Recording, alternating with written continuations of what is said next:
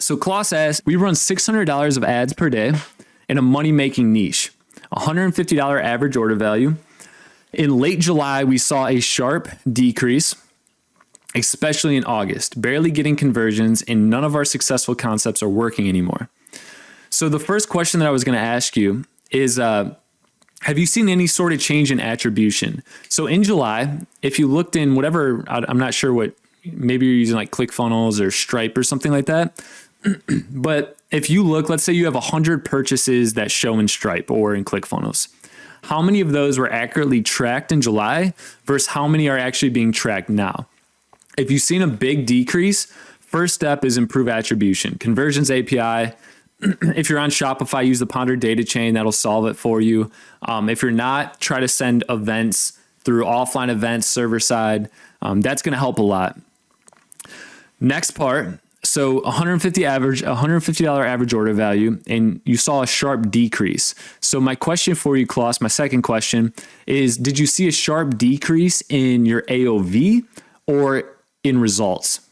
So that's and the reason that I ask is when it comes to AOV, it's typically because the angle, so whatever marketing angle you were using. So for example, like right now I'm drinking, what is this? Crystal Light, like sugar-free lemonade.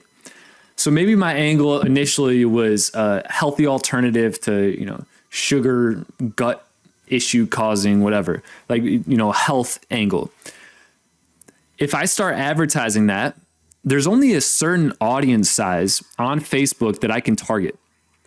And depending on what niche you're in, maybe that audience size was small and that marketing angle was super effective, but you ran through that, you kind of, what's the word I'm looking for? You fatigued that audience. And so now you might have to switch up your angle so that way you can reach a broader audience. And this is something that I've ran into a lot with e-commerce products. Sometimes back when I was drop shipping in 2019, early 2020, I would launch a product. Like, for example, one product that I sold was a very, very niche bug repellent type of product. And it was made for people that live in more remote locations, very specific weather climates. And I scaled it up to about $700, $800 a day. And with that marketing angle, it was impossible to scale past that because it's a small audience size. And after 2 months of scaling, costs start going up. Results start going down, AOV starts going down. So what we had to do was figure out how to reposition the angle of our marketing to reach a very broad audience. And once we did that, we were able to scale it up to a much more substantial level. Klaus, hopefully that helps. Okay, so I see. So in results mostly. So AOV didn't necessarily decrease. So when it comes to results, definitely think about the marketing angle you're using. Is it a small audience size? And I'm not necessarily referring to the audience size that Facebook is showing you, but the audience size that you're actually hitting. Is your frequency going up? Is your CPM going up? Those are kind of telltale signs that you're starting to fatigue that audience, and you're really going to have to reposition the marketing angle. One of the best ways to do this, just touch on this a bit more, is landing page. So aligning your landing page with the same angle that you're running on your ads, you're going to get much better CPMs, and ultimately it's going to convert because it's a seamless transition off of Facebook onto your website. Klaus followed up and said, actually what we do is audience testing, creative testing, and winners ABO, ad set budget optimization, where we combine winners. The problem is that audiences and creatives that were working stopped working right away. So yeah, once again, this kind of, hearing that, thank you for sharing that, because that makes me much more confident that this is just a marketing angle issue.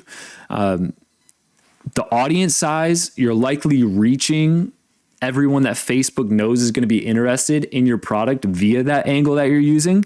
Try switching up the angle. And I don't mean like slight tweaks to the copy. I mean, figure out how you can target a completely different customer demographic than what you are right now, and then pivot that way.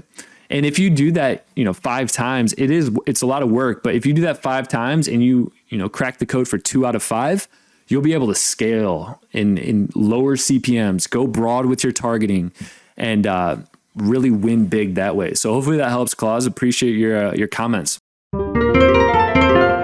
Awesome. Looks like Yassine sent over a question. My Facebook ad account has been disabled 2 months. I created a new business manager following one of your videos. First of all, I promoted a page likes campaign to warm up my account and it's disabled. This is a super common problem with Facebook. We've been facing a lot of issues with disabled pages and ad accounts and so forth, and it always happens. So there's a couple things that are going to play into this right now. So when it comes to disabled ad accounts, there's a couple, and pages, there's a couple factors that play into it. Right now we're going into Q3 and Q4. We're also going into the midterm of elections here in the USA. And at both of these times, Facebook increases their policy, their restrictions, I should say. They become more strict. Small things can lead to disabled ad accounts and pages much easier than in Q1 and Q2. So that's that's a smaller factor. But next, what I noticed with your comment, so you said that your Facebook ad account, you created a new business manager after your previous Facebook ad account was disabled 2 months ago. When it comes to new accounts, Facebook does not trust them. For example, we have a client that we onboarded. They just created their Shopify store, just created their Facebook page, just created their Instagram account, just created their ad account as well. So it's new everything. And think about this. If you were Facebook and you have billions of users and there's a new client, a new advertising account that's set up and everything is brand new, you will not trust that as much as the accounts that have years of history, years of proven legitimacy. And so with the newer accounts, it's almost to be expected. I honestly cannot remember a time, it may be a year, 2 years ago, but recently, anytime that we launch a new page, a new ad account, it almost always gets disabled at some point in the first couple months. And usually we get it back. But what I've been noticing, so we actually had this happen with a client 2 weeks ago. We're about to launch a really, really important campaign for them. And the page gets banned. And we've been using this page for a good year and a half to run ads. So this is an aged page. Goes down, we submit it for review. I have reps at Facebook, contact them, and it's still under review. So things are slow right now. So I don't know if you submit it for review, if they've even reviewed it yet. If they haven't, I guess just give it some more time. But when it comes to kind of warming things up, start with small budgets. Make sure you're sending to pages that load quickly. Try to make sure your page load times are under 10 seconds. Make sure your ads don't have anything that's even slightly against policy or even questionable. Nothing in that gray area, as it will definitely lead to a page being disabled or ad account ban. So just, take it slow, $10 a day budgets, warm it up for a couple weeks.